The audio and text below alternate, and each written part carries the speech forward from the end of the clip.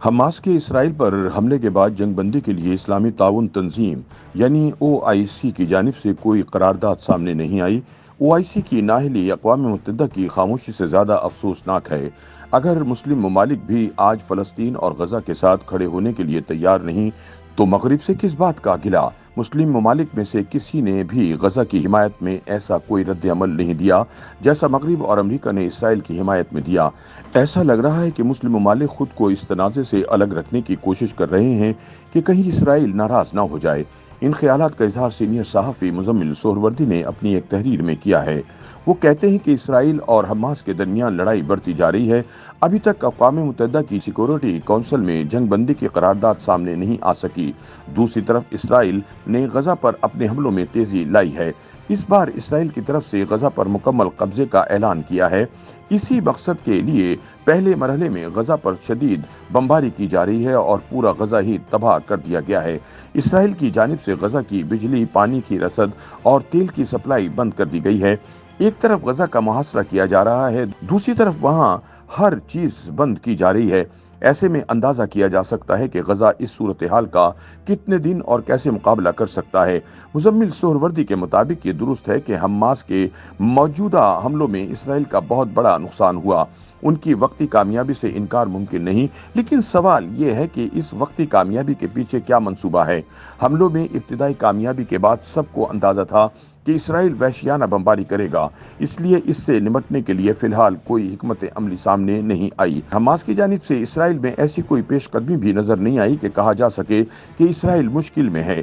फिजाई बमबारी से फलस्तीन का बहुत नुकसान हुआ, जबकि जवाबी हिकमत अमली नजर नहीं आई। मुस्लिम ममालिक और हमास को यह अंदाजा भी था कि अमरीका और मगरिब इसराइल की मदद को आ जाएंगे और अमरीका ने बहरी बेड़ा रवाना भी कर दिया है। यूरोप ने भी फलस्तीन की मदद बंद करके पाबंदियां लगा दी हैं, लेकिन मुसलमान ममालिक का रद्द अमल हैरान कुन ही नहीं, अफसोसनाक भी है।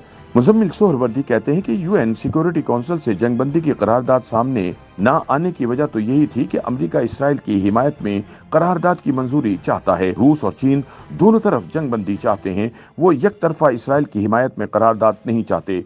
इसलिए जब सिक्योरिटी काउंसिल में वीटो की ताकत रखने वाले ममालिक के दरमियान इख्तिलाफ हो जाए तो ऐसे ही होता है। माजी में जब भी इसराइल ने जारियत की है तो ऐसे ही हुआ है। अमेरिका ने इसराइल के लिए एक मरतबा नहीं कई बार वीटो का हक इस्तेमाल किया, लेकिन सवाल तो मुस्लिम ममालिक से है। मुज़म्मिल सोहरवर्दी कहते हैं कि कतर हमास और इसराइल के दरमियान खवातीन कैदियों के तबादले के लिए किरदार अदा करने की कोशिश कर रहा है। फलस्तीनी खवातीन तो काफ़ी अरसे से इसराइल की कैद में हैं, लेकिन अब हमास ने इसराइली खवातीन और बच्चों को भी कैदी बना लिया है, जिसके बाद अब इसराइल कैदियों के तबादले के लिए आमादा नजर आ रहा है। लेकिन कतर की डिप्लोमेसी में अभी जंगबंदी का कोई जिक्र नहीं है। गजा को खाने पीने, बिजली और तेल पहुंचाने का कोई मंसूबा नहीं। गजा का मुहासरा खत्म करने का भी कोई मंसूबा नहीं। सवाल तो यह है कि मुस्लिम ममालिक की तंजीम ओआईसी से भी कोई सख्त रद्द अमल सामने नहीं आया।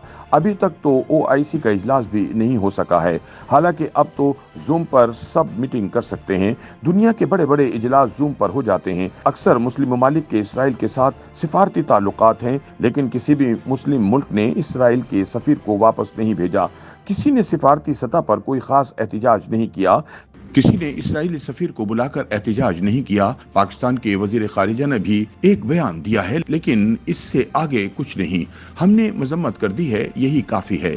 पाकिस्तान के इसराइल के साथ सिफारती ताल्लुकात नहीं हैं, इसलिए हम सिफारती सतह पर तो इसराइल के साथ एहतजाज कर ही नहीं सकते थे। पाकिस्तान तो कश्मीर पर ओआईसी का इजलास नहीं बुला सका था, फलस्तीन गजा पर कैसे इजलास बुलाएगा। मुज़म्मिल सोहरवर्दी कहते हैं कि ओआईसी का अब तक तनाज़ात में वो किरदार नहीं रहा जो पहले होता था। इसी तरह अरब ममालिक की तंजीम से भी वो रद्द अमल नहीं आया जो पहले आ जाता था। इसकी एक वजह तो यह है कि अब सब अरब ममालिक इसराइल के साथ सिफारती ताल्लुकात कायम कर चुके हैं, इसलिए उनकी खामोशी नजर आई है। रूस और ईरान की तरफ से हमास की हिमायत नजर आई है, लेकिन कब तक और किस हद तक, ये अहम सवाल है।